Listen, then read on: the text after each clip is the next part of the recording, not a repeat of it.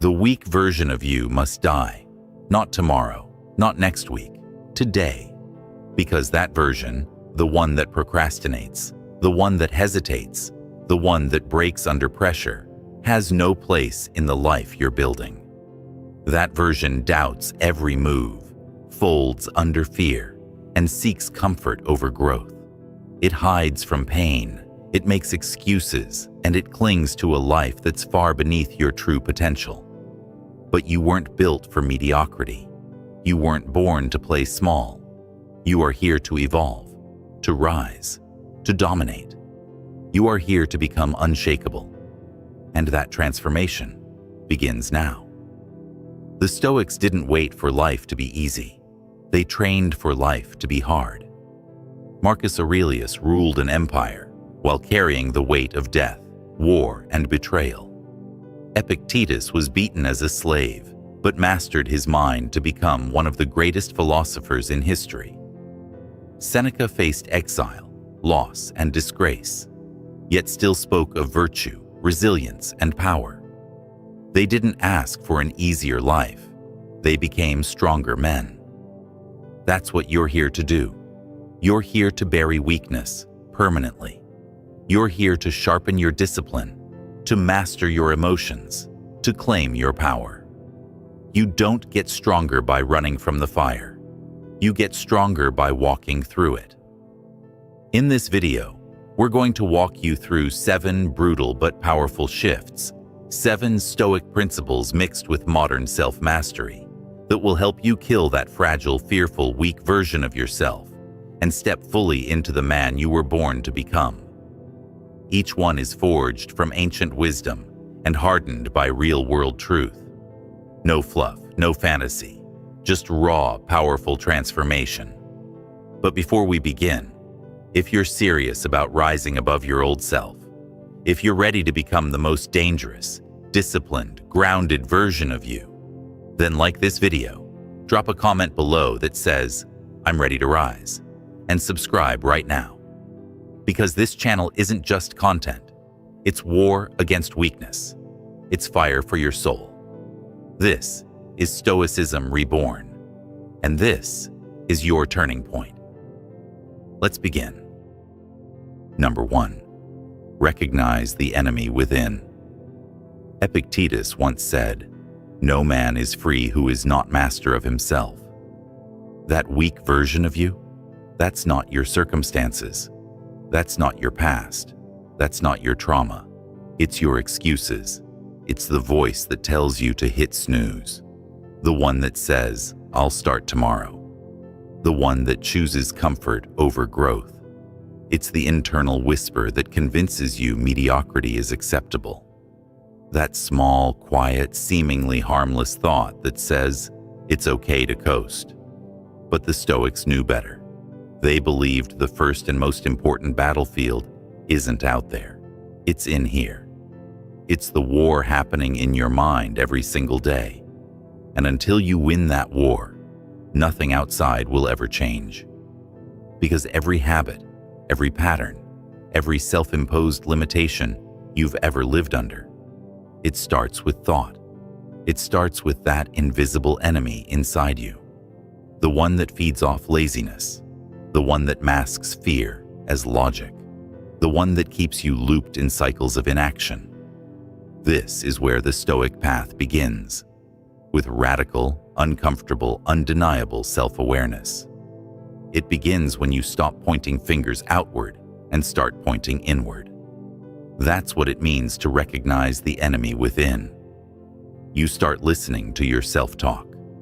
You start noticing the mental patterns that sabotage your own potential. You catch yourself when you begin to complain. You correct your thinking when it leans toward weakness. You no longer negotiate with the part of you that's built for ease. You confront it. And in that confrontation, you begin to build control. And understand this. Control is everything. Not control over the external world, not control over other people, but control over you, over your impulses, over your reactions, over your emotions, over your energy. When you build this inner control, You stop living as a victim of your moods and start living as a master of your mind. And that's where real strength begins. That's where freedom begins. That's where transformation begins. Because once you can see the enemy, you can fight the enemy. Once you become aware of the weakness, you can kill it. So, the next time that voice tells you to quit, to relax, to postpone your growth, you'll know who's speaking. And you'll respond with the force of someone who's no longer asleep. You're awake now, and you're at war with the part of you that's been silently killing your potential. Recognize the enemy. Reclaim your power. Number 2, master your emotions, or be mastered by them. Marcus Aurelius wrote, "You have power over your mind, not outside events. Realize this, and you will find strength." These words are a command, not a suggestion. Because the moment you forget this truth, you hand over your power to every passing wave of emotion. You become a servant to your anger, your fear, your anxiety. The weak version of you reacts to everything, gets triggered by small problems, overthinks every word, every look, every setback. That version lets the world pull its strings like a puppet, jerked around by every emotion that rises. But the strongest men and women throughout history, especially the Stoics, they learned to hold the reins. They didn't silence their emotions, but they didn't let emotions drive the car. Emotional mastery doesn't mean you feel nothing. It means you feel everything, but still choose your response. It means you stay calm under fire. You stay grounded when life is storming around you. Because reacting out of impulse is the weakness. Responding with intention, that's the strength. It starts with space. Space between stimulus and response. That space is where your power lives.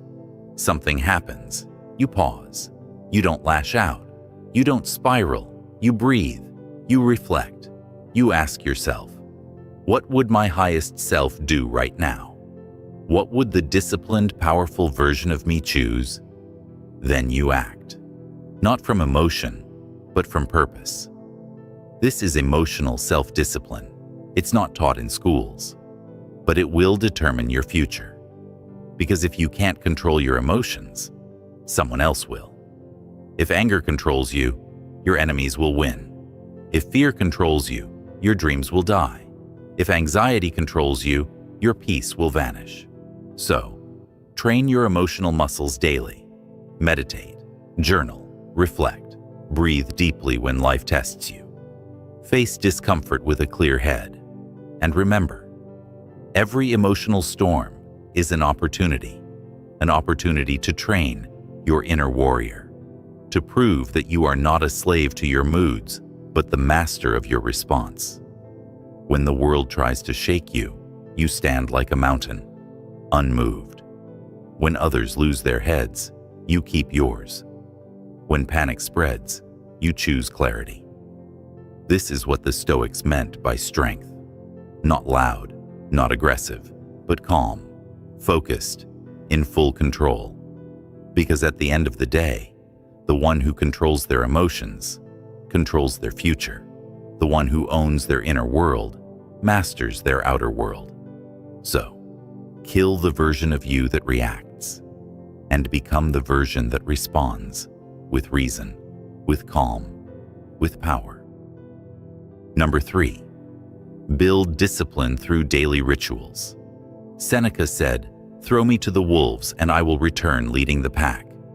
That's not just a quote, it's a mindset, a declaration that your strength is forged in discomfort, in difficulty, in discipline. The weak version of you lives in reaction mode. It waits for motivation. It waits to feel like doing the hard things. But the strong version, the Stoic version, acts with intention, regardless of how it feels. Because true power doesn't come from fleeting motivation. It comes from discipline, from showing up every single day, especially when it's hard, especially when no one is watching. Discipline is built, not found. And the foundation is daily rituals, morning routines that prime your mind, training that forges your body, study that sharpens your philosophy, reflection that strengthens your soul. Start simple. Wake up before the world, not because it's trendy, but because silence is power. In those early hours, you set the tone. You take control before the chaos begins. Move your body, not to look good, but to feel powerful. To train your mind through physical resistance. Every rep is a vote for the stronger version of you. Every drop of sweat is a message. I am not who I used to be. Feed your mind. Read ancient wisdom. Journal your thoughts. Confront your weaknesses. Do the hard mental work. Because a strong body with a weak mind is a house built on sand. Your rituals don't have to be flashy. In fact, the best ones are simple. Cold showers that test your grit. Deep reading that challenges your worldview. Silence that reconnects you with clarity. These small acts, done consistently, become the armor you wear when life gets chaotic. The weak version of you relies on feelings. The strong version? It relies on systems. Discipline becomes your default mode. You stop negotiating with laziness. You stop waiting for the right time. You become the kind of person who does what needs to be done, regardless of circumstance. Because here's the truth. When pressure hits, you won't magically rise. You will default to your level of training. You will fall to the habits you've built in silence. So, train hard in silence. Sweat in private. Struggle when no one sees. That's where confidence is born. Make discipline part of who you are. Not a task on your to-do list, but a part of your identity. You don't try to be disciplined. You are disciplined. Every day, every choice, every ritual moves you further away from the weak version of yourself. And when life throws you to the wolves, you won't run. You'll walk out leading them. Because you've trained for it. You've earned it. You've become it. Number 4. Embrace voluntary discomfort. Seneca wrote, "Set aside a certain number of days, during which you shall be content with the scantiest and cheapest fare, saying to yourself the while, 'Is this the condition I feared?'" That is not a suggestion. It is a challenge, a Stoic prescription to build inner strength by stripping away the illusion of necessity. The weak version of you avoids discomfort at all costs. It clings to convenience. It panics at the first sign of struggle. It has grown soft in a world obsessed with ease. But the strong you, the real you, chooses discomfort before it's forced upon you. The strong you understands that suffering, when chosen, becomes a crucible for growth. Voluntary discomfort is how the Stoics forged resilience. They didn't just preach philosophy, they lived it. They practiced poverty. They welcomed cold, hunger, and simplicity, not because they had to, but because they knew that facing voluntary hardship weakened fear itself. Sleep on the floor, skip a meal, walk instead of drive. Expose yourself to the raw elements. Feel the sting of cold water on your skin. When you voluntarily step into discomfort, you break the illusion that comfort is necessary. You learn that you are far more capable than your comforts have allowed you to believe. This practice trains you not just physically, but psychologically. It rewires your nervous system to stop associating pain with panic. It replaces fragility with fortitude. Because when you choose discomfort, your nervous system adapts, and suddenly the chaos of life becomes manageable. You're no longer shaken by minor inconveniences, by stress, by pressure. You've already trained in the fire. This isn't about self-punishment. It's about self-liberation. The modern world has taught you that comfort is happiness, but that's a lie. Comfort is a cage. It traps potential. It numbs your edge, and slowly, it rots your will. Discomfort, on the other hand, is a form of spiritual weightlifting. The more you carry, the stronger you become. Each difficult situation you embrace builds inner muscle, mental toughness, emotional durability, spiritual sharpness. You no longer fear being without. You no longer fear being tested, because you've been there. You've walked through the cold. You've gone without, and you survived. You endured. You thrived. Voluntary discomfort also gives you perspective. It cuts through the noise of entitlement. It reminds you of what truly matters. That strength isn't built in luxury. It's built in simplicity, in silence, in the harsh, beautiful clarity that comes from choosing the harder path. You want to kill the weak version of yourself? Then step willingly into challenge. Seek the cold, seek the hunger, seek the silence, and say to yourself, is this the condition I feared? You'll find it never was. You'll find you're stronger than you imagined. So, embrace the hardship. Lean into discomfort. Use it as a tool to carve out the most powerful version of yourself. Because when you train like this, when you live like this, nothing can break you. The world will try. Life will test you. But you will rise. Not because you were born. Number 5. Cut.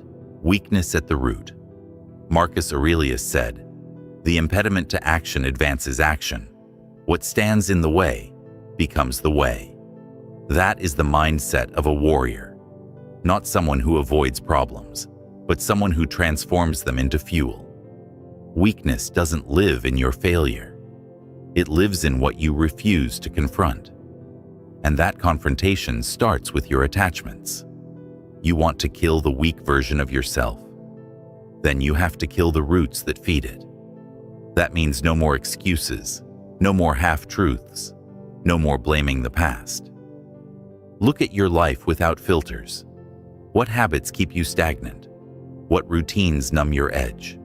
What people drain your energy, mock your ambition, or keep you comfortable in mediocrity? Audit everything, ruthlessly. This process isn't for the faint-hearted. It's not about cutting little pieces of weakness and hoping things get better. It's about uprooting the entire foundation that your weak self has built its home on. And yes, it will be painful, because your ego is attached to comfort. It's attached to who you used to be. That identity that says, "This is just the way I am." But that's not identity. That's imprisonment. Your habits are either reinforcing your strength or feeding your weakness. There is no neutral. Waking up late, scrolling endlessly, saying yes when you should say no, putting off the hard conversation, tolerating half-hearted effort, these are the invisible shackles you wear. And every time you accept them, you reinforce that weaker version of yourself, the version that's waiting for permission, waiting for clarity, waiting for the perfect moment. But there is no perfect moment. There is only the choice to raise your standards or stay where you are. So raise them. Set them higher than your feelings. Because feelings are fleeting, but standards shape your destiny. Do not wait until you feel like cutting the dead weight. Cut it now. Toxic relationships, lazy habits, poor diets, negative thoughts, they all must go. Not slowly, not eventually. Now burn the bridge to your old self. Don't leave a way back, because if you do, on your worst day, you will return. You will crawl back into the comfort of mediocrity. Burn it down. Make quitting impossible. Make weakness unbearable. Turn your life into a system that rejects anything less than your highest potential. And yes, it will cost you. It will cost you people who don't understand your transformation. It will cost you the false comfort of routine. It will cost you ease. But what you gain in return is priceless. Self-respect, clarity, inner strength, freedom. You don't need a better opportunity. You need to become a better version of yourself. And that starts with brutal honesty. Evolution is not a gentle process. It requires blood, sweat, and fire. It begins when you stop negotiating with weakness, when you stop justifying mediocrity, when you stop settling for the old patterns that have kept you tame. Kill the root, and the weed dies with it. Kill the weakness at its source, and you'll never have to fight it again. Number 6. Live with memento mori in your bones. Memento mori. Remember, you must die. Not someday, not in the distant future, but eventually, and possibly sooner than you think. The Stoics didn't repeat this phrase to be morbid. They lived by it to sharpen their purpose, to ignite urgency, to destroy illusion. The weak version of you lives like life is endless, like time is renewable, like there's always a tomorrow. But there isn't. There's only now. Every moment you waste waiting, doubting, or indulging your fears, you trade life for nothing. The clock does not pause for your indecision. It keeps moving. And one day, that final second will strike. When it does, will you look back in pride or in regret? That's the real question. The weak self avoids it, distracts itself with noise, escapes into comfort. But the Stoic self, the warrior self, faces it, embraces it. You want to kill the weak version of yourself? Then remember that you are dying, not someday, every day. And with every day that passes, you either step closer to the man or woman you were meant to be, or you drift further into a life unlived. Memento mori is not about fearing death. It's about fearing a meaningless life. It's about the silent tragedy of wasted potential. Live urgently.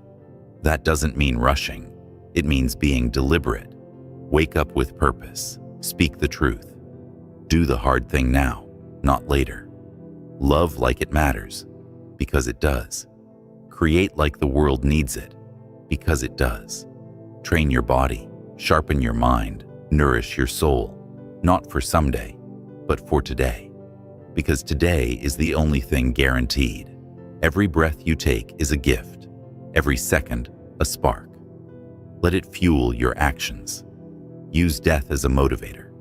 Let it burn through your laziness, your fear, your hesitation. Let it strip away everything unworthy of your time. Would you scroll endlessly on your deathbed? Would you stay in toxic relationships if you knew tomorrow was your last day? Would you still tolerate your own excuses? Number you wouldn't. So don't. You don't need a near-death experience to start living. You just need to remember the truth. This life is temporary. That's what gives it power. That's what gives it beauty. That's what gives it meaning. Memento mori is not just a reminder. It's a command to rise, a command to act, a command to stop wasting time pretending you're immortal. The weak self will always wait. Wait for the perfect moment. Wait for clarity. Wait for permission. But the strong self, the Stoic self, knows there is no waiting in a life that matters. So, don't just remember death. Let it live in your bones. Let it whisper to you in the morning. Let it push you at night. Let it carve your priorities. Let it remind you. Every day you hesitate, that weak version of you survives. But every day you act with urgency, with presence, with fire, you kill it. And in its place, something greater is born. Number 7. Perform like your life depends on it. Seneca wrote, "Begin at once to live and count each separate day as a separate life." That's not poetry. That's a challenge, a call to arms, a wake-up slap to the part of you that's been sleepwalking through your own life. You don't need more hours in the day. You need more presence in the hour. You need intensity in your breath, precision in your choices, fire in your spirit. This life isn't a warm-up, it's the main event. And every time you hit snooze, scroll aimlessly, or procrastinate on your purpose, you throw away a performance you can never get back. The weak version of you coasts. It hides behind fear. It hopes things get easier. But nothing gets easier. You get stronger. And the only way to get stronger is to show up like your life depends on it. Because it does. You want to build something real? Then bring urgency to your actions. Bring intention to your work. Every day is an opportunity to leave a mark. Every task is a chance to sharpen your edge. Stop showing up distracted. Stop showing up half alive. Because the future you want, the power, the peace, the purpose, it's forged in how you perform today, not tomorrow, not when you feel like it. Today. The Stoics understood this. They lived with death on their shoulder and duty in their hands. There were no ordinary days, only opportunities to act with excellence. That's how you kill the weak self. You starve it of mediocrity. You suffocate it with commitment. You bury it under the weight of your consistency. Whatever your path is, own it. Be relentless. Be dangerous. Be disciplined. You're not here to dabble. You're not here to fit in. You're here to dominate your role, to fulfill your mission, to master your craft until your presence speaks louder than your words. Don't perform like someone who has time to waste. Perform like the clock is ticking, because it is. Perform like this is your last chance to show the world what you're made of, because in a way, it is. There are no second takes, no redo buttons, just this day, this moment, this breath. You want to be unshakable? You want to be legendary? Then earn it. Through action, through effort, through execution. Make every rep count. Make every word matter. Make every hour reflect your highest self. Because each morning, the weak version of you tries to wake up with you. It whispers comfort. It offers excuses. It begs you to slow down. But you silence it the only way that works, with action, with discipline. With a standard so high, weakness can't survive. This isn't about perfection. It's about presence, about going all in when most people hold back, about performing like your life depends on it, because the quality of your life does. The warrior version of you doesn't just wake up, it shows up, with focus, with fire, with force. So, today, don't just exist, performance, and make your performance impossible to ignore. You're not here to survive. You're here to dominate, to discipline your emotions, to elevate your standards, to kill the weak version of yourself, not once, but over and over until strength becomes your default. This is not motivation. This is war. A war against the soft habits that held you back. A war against the limiting beliefs that chained you to average. A war against the world's attempt to make you small. But you are not small. You are powerful. You are capable. You are becoming. Every choice you make either resurrects the weak you or reinforces the warrior. So ask yourself, what version of you are you feeding right now? Because if you've made it this far, something inside you is already shifting. You don't want comfort. You want conquest. You don't want ease. You want evolution. So now it's your move. Will you act? Will you rise? Or will you retreat? If this message hit you, hit that like button. Drop a comment on the part that spoke to you, and subscribe for more content that builds your mindset, sharpens your philosophy, and strengthens your spirit. This isn't just a channel, it's a movement. This is Stoicism reborn. And you? You're about to become unstoppable. Let's rise.